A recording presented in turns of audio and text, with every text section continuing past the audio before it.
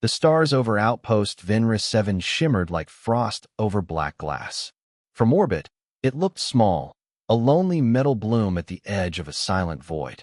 To those who had never been here, it was nothing more than a dot on a star map, a half-forgotten outpost clinging to relevance. But for Ria Valen, Venra 7 was the last place in the galaxy where she still believed she could make a difference.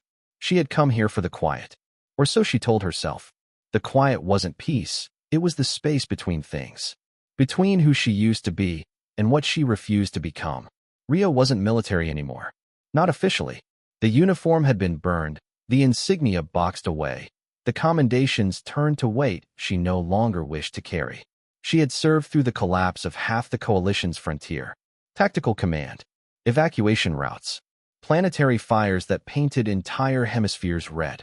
She had seen people break, and when the treaties crumbled and the ceasefire felt more like an apology than an end, she'd walked away. That was 2 years ago. She thought she'd spend the rest of her life wandering between stations, teaching survival tactics to miners or running logistics for forgotten colonies. But the message from the Kravar Dominion changed everything. They wanted a liaison, a single human officer to serve as a symbol of cooperation, to teach Kravar youth the principles of interspecies coordination and tactics. The coalition called it a gesture of unity. Ria heard something else, desperation disguised as diplomacy. Still, she volunteered. Not because she believed the propaganda, but because she needed to believe humanity could still offer something to the galaxy besides destruction.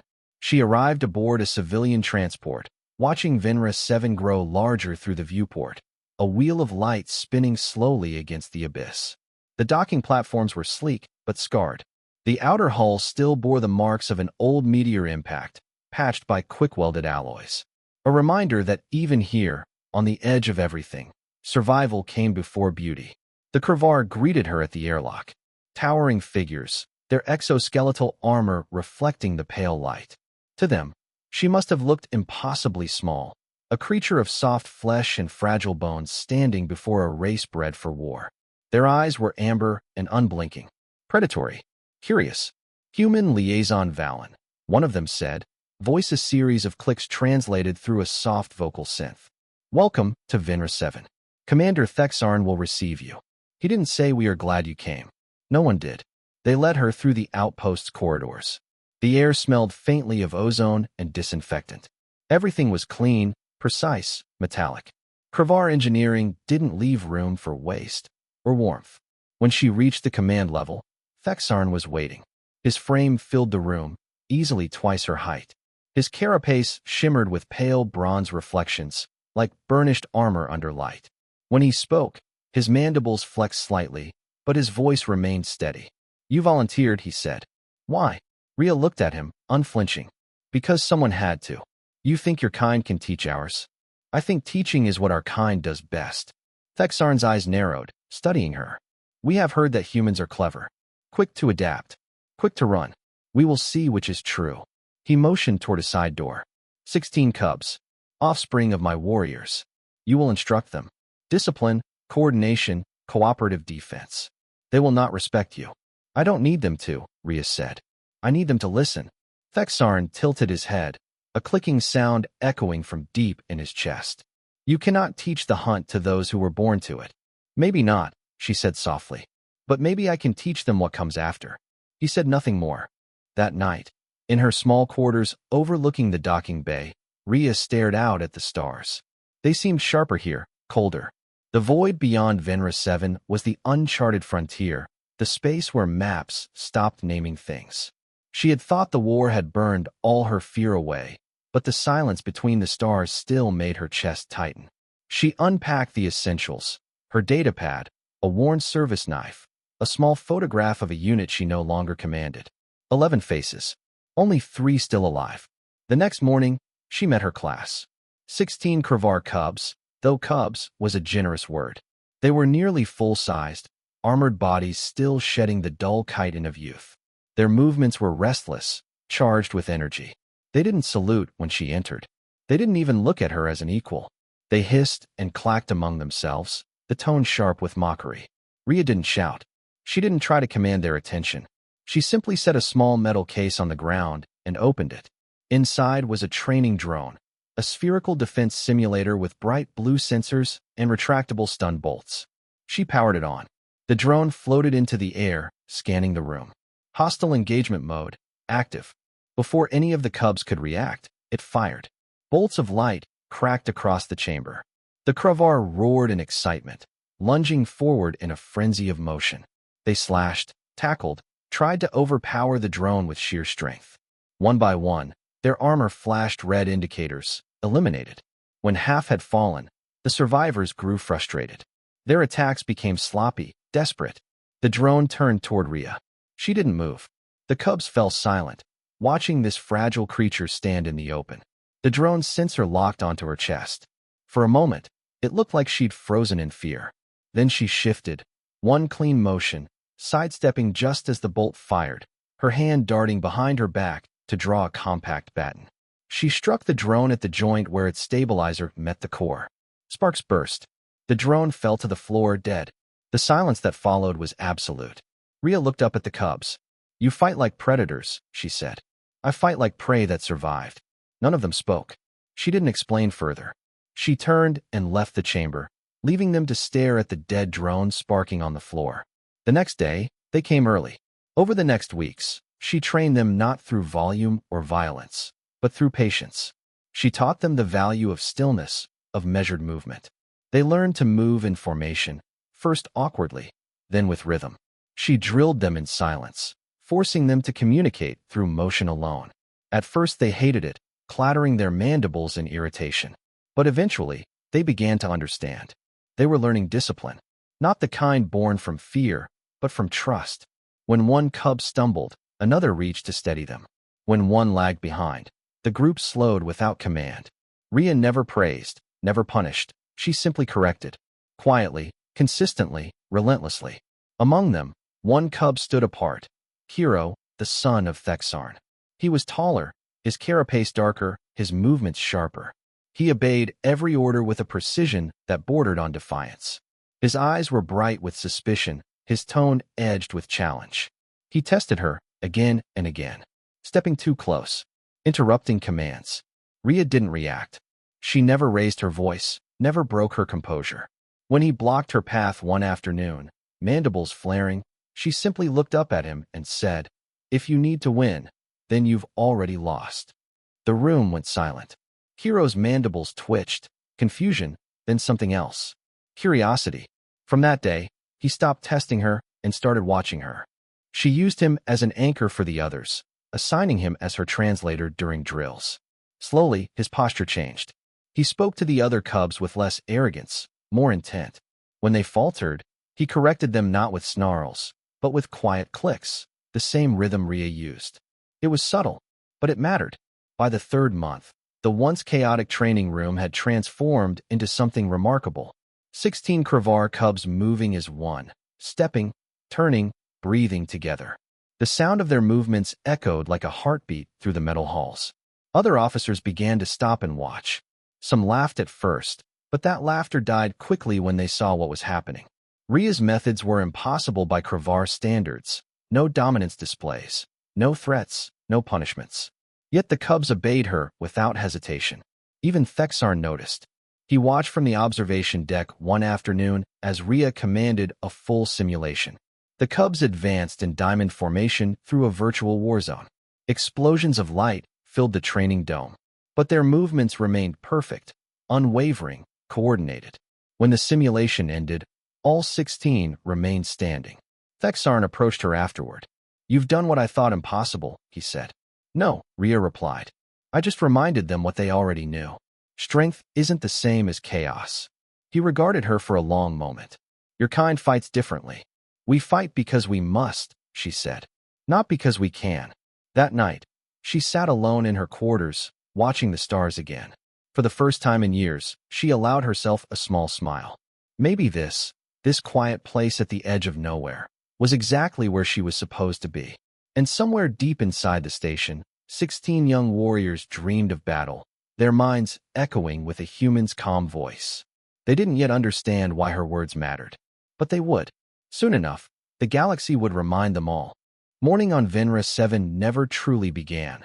The station simply brightened by degrees until its corridors lost their shadows. Ria Valen woke before the light cycled, out of habit more than need. Years of combat had taught her that the quietest hours were when the mind was sharpest. She rose from her bunk, strapped her boots, and let her fingers rest on the cold alloy of the wall. Beneath the metal she could feel the vibration of life, power conduits humming, air scrubbers whispering, the faint thrum of Kravar footsteps echoing from far decks. It wasn't silence. It was order, and she'd learned to draw comfort from it.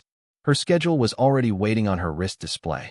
16 cubs, 3 drills, 2 assessment blocks. No rest period scheduled. They didn't believe in it. Kravar endurance training valued exhaustion as proof of will. She intended to show them something better. The training hall was vast and circular, built for creatures twice her size. Its ceiling shimmered with artificial light that mimicked dawn on the Kravar homeworld, amber and gold, filtered through invisible dust. The cubs were already there when she arrived, restless in the still air. They stood in loose clusters, clicking and hissing, their chitin plates flexing with impatience. Hero stood slightly apart, mandibles tight, eyes tracking her as she entered. "Formation," she said. They hesitated. Then, slowly, they obeyed. Ria walked among them, the sound of her boots a steady rhythm against the metallic floor. "Today," she said, "you'll learn what silence is for." One cub twitched. Another gave a low, derisive hiss. Ria activated the simulation grid. The walls lit up, projecting a field of obstacles, cover structures, digital terrain markers, moving drones. She set the difficulty to the lowest tier. "You'll cross to the far wall," she said. No vocal signals. No hissing.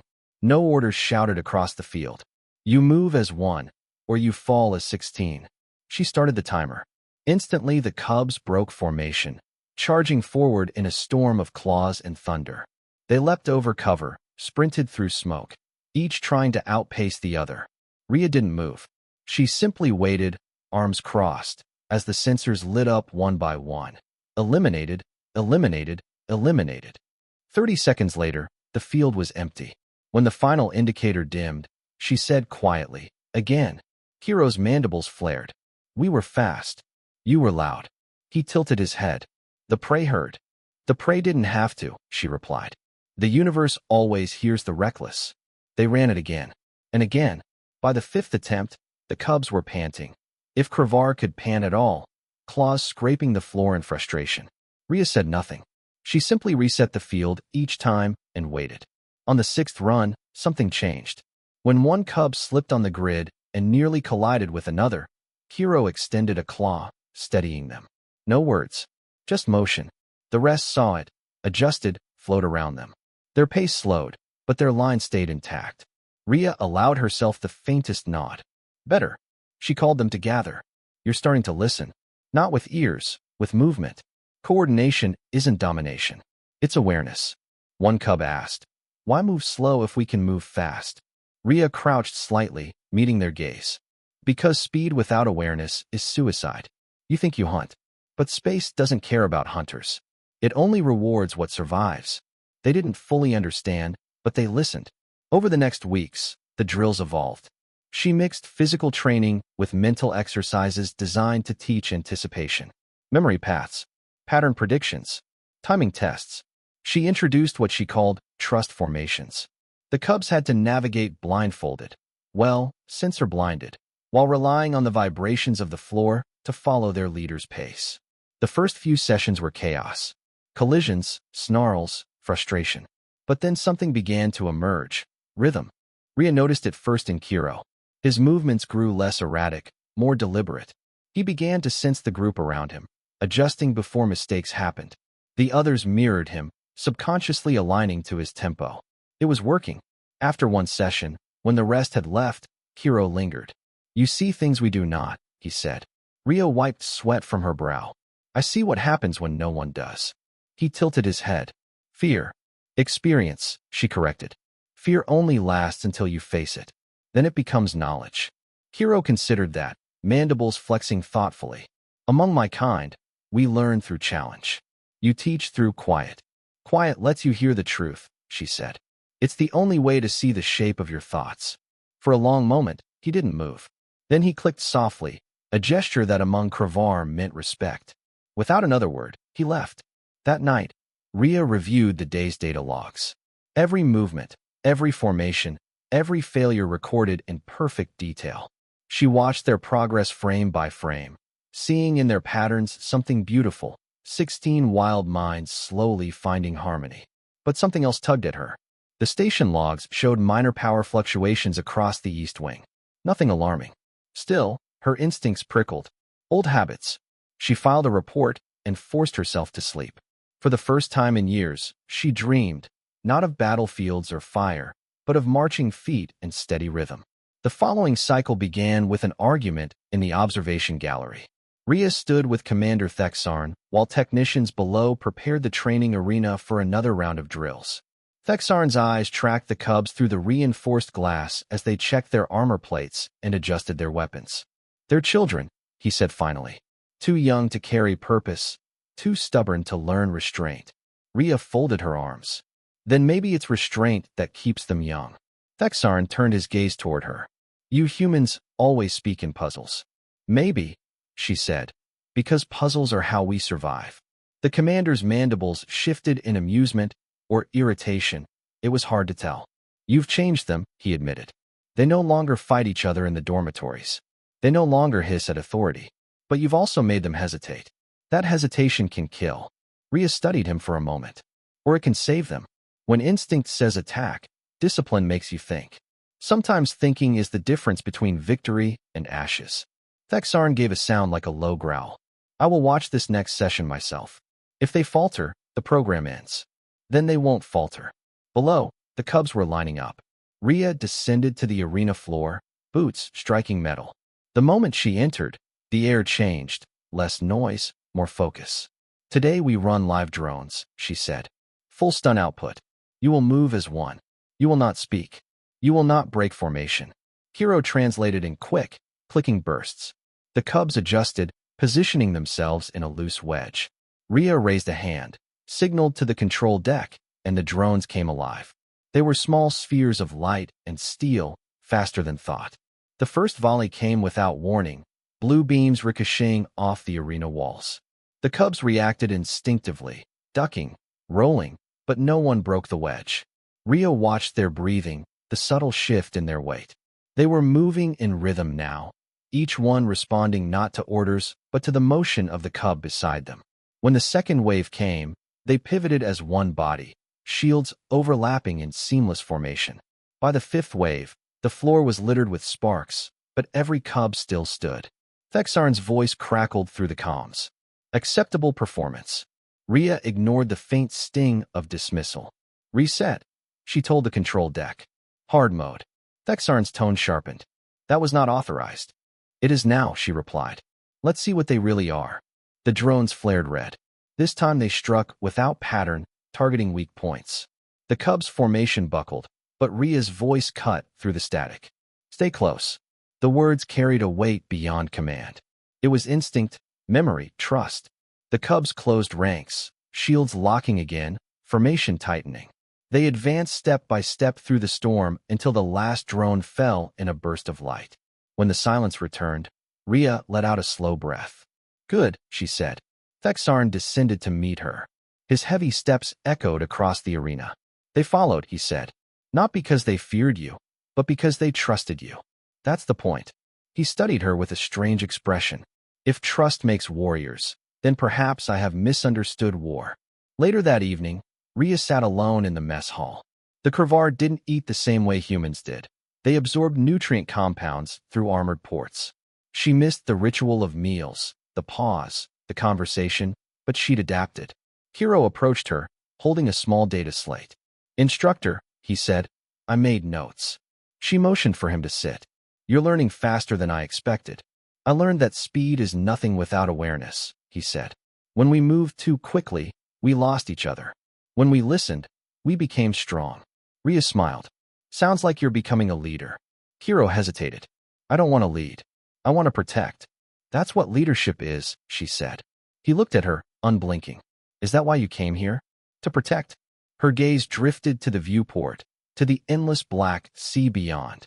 "Maybe to remember what it feels like." In the following weeks, the training evolved further. Ria began incorporating human tactical philosophy, flanking strategies, adaptive formations, anticipation of enemy intent. The Kravar were astonished by her focus on defense, on minimizing loss. To them, a good battle was one survived through dominance. To Ria, it was one survived through precision. Word of her methods spread through the station. Some mocked the idea of human teaching. Others watched with quiet fascination as the cubs improved. Ria didn't care about either. What mattered were the small changes. The way Kiro's voice steadied when giving orders, the way younger cubs no longer snarled in frustration when corrected. One day, during a maintenance cycle, she found a small gift outside her quarters, a fragment of polished chitin carved with the word teacher in Kravar script. No one admitted to leaving it. She turned it over in her hand for a long time before setting it beside the photograph of her old unit. In the quiet that followed, she felt something stir that she hadn't felt in years. Hope. The first signs of trouble came in whispers that spread through the outpost like a quiet infection. Ria heard it first from the maintenance crews, talk of sensor ghosts, of flickering readings near the outer hull. Venra 7 was old, patched over countless times. A glitch was nothing new. But Ria trusted her instincts, and her instincts didn't trust silence. She brought it up during her next briefing with Thexarn. There's movement along the outer ring, she said.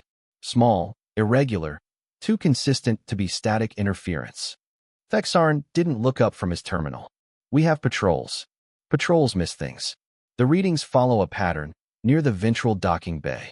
It could be pirates scouting. The commander's mandibles twitched. Or it could be a malfunctioning relay. Maybe, Ria said.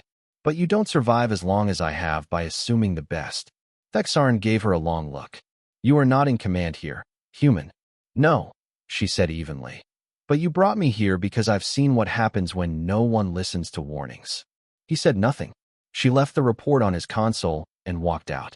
That night, he tilted his head, uncertain what she meant, but filed the words away like he filed everything she said. Weeks passed, and the tension in the station continued to grow. Ria's sessions became the quiet heart of Venra 7. Every cycle, the cubs marched in perfect rhythm, their movements disciplined, their instincts tempered. Other Kravar began to notice. Some came to observe. A few even asked questions. What do you teach them? One young officer asked her. Ria's answer was simple.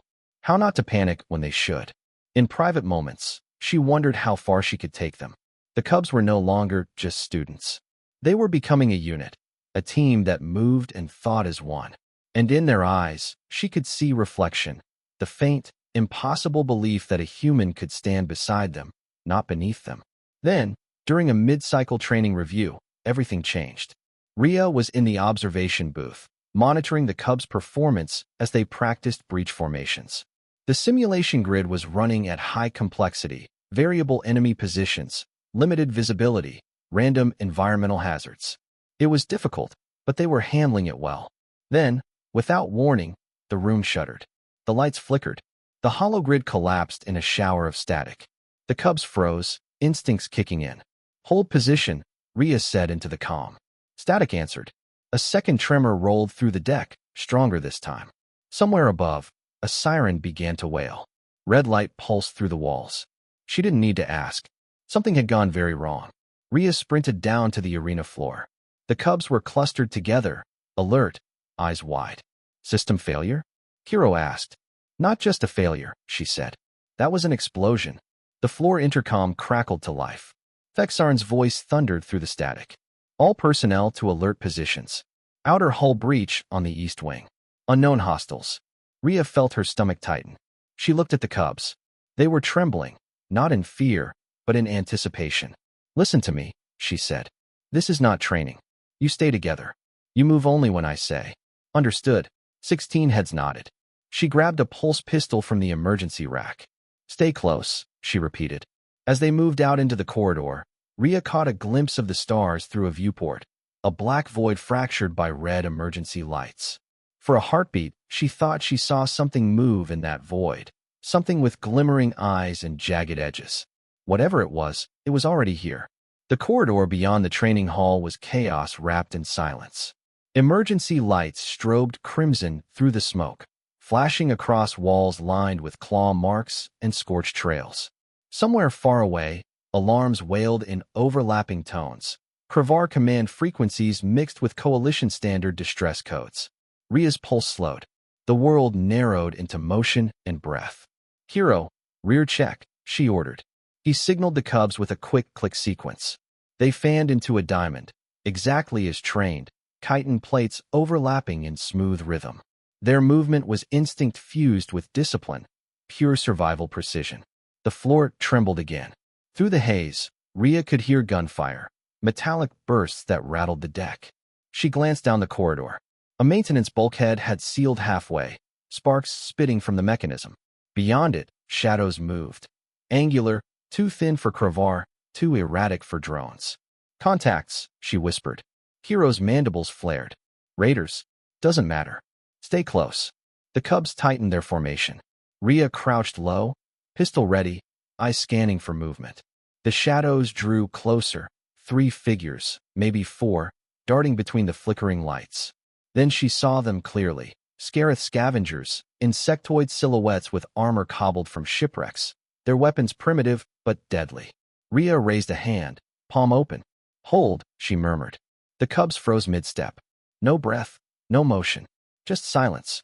The raiders crept closer, expecting panic, expecting prey. Instead, they found 16 Kravar cubs and 1 small human standing motionless in the smoke. The first raider hissed, raising his rifle. Ria waited until she could see the reflection of the weapon's targeting beam on her own armor plate. Then she whispered, "Now." The cubs surged forward like a single living wave. No roars, no chaos, just clean, disciplined motion. Hero struck first, slamming his shield into the nearest raider and twisting its weapon away.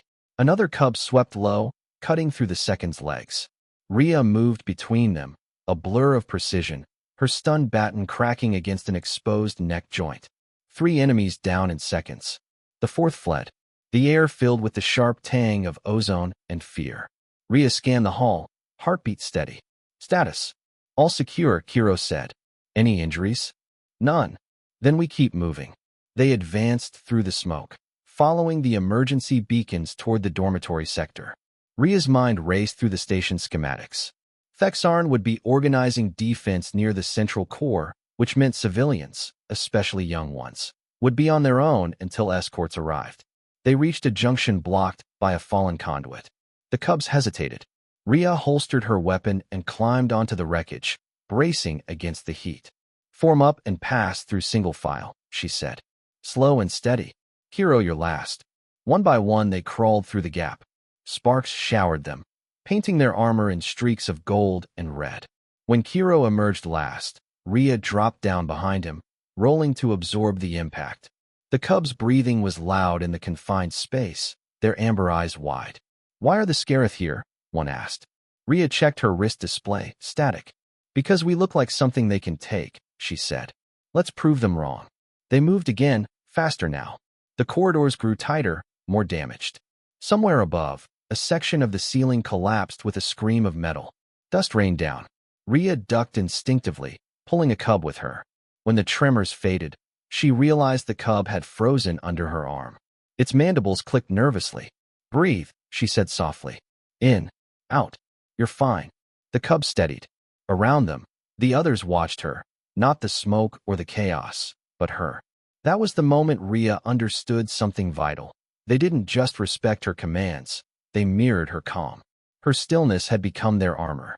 By the time they reached the dormitory level, the lights had gone out completely. Only the faint glow from their visors illuminated the hallway. Ria gestured for silence. Movement ahead. She lifted her weapon, motioned for Kiro to flank. Then a low voice echoed from the darkness. Kravar dialect, harsh but familiar. "Identify yourselves." "Thexarn," Ria called. A massive silhouette emerged, eyes blazing. "Valen," he said. "You're alive." "Mostly," she said. "Got your cubs." His gaze swept over the formation, disbelief giving way to something almost reverent. They stayed together. They remembered. He gave a short nod, pride and relief intermingling. "The East Wing is compromised. We're pulling everyone to the central shelter. Then let's move." Thexarn fell in beside her as they advanced through the wounded corridors. Around them, the cubs kept formation without a word, steps perfectly aligned. After a time, Thexarn said quietly, "When I was their age, I would have run from this." "They don't run," Ria said. "They follow." He glanced at her. "Because you told them to stay close?" "Because I showed them how." When they finally reached the reinforced blast doors of the central shelter, Ria keyed the access code. The massive panels slid open, revealing a sea of faces: Kravar civilians, human technicians, wounded soldiers. The air was thick with tension. The cubs entered first, forming a protective perimeter around the refugees. Ria followed last, sealing the doors behind her. The shelter lights flickered on, dim but steady. Thexarn turned to her, voice low. "You did this. You kept them together." "I taught them," she corrected. "They kept themselves together." For a long moment, he said nothing. Then he extended one massive hand. "Then teach us all." Ria took his hand. Her fingers looked impossibly small against his armor. "I already am." Outside, the battle still raged, but in that room, there was something stronger than fear, an order born of trust. The cubs didn't need her to speak anymore. When she moved, they moved. When she stopped, they stopped. They had learned the lesson every soldier, human or Kravar, had to learn if they wanted to live. That survival wasn't about strength or instinct. It was about unity. And in the chaos of Venra 7, unity had found a voice.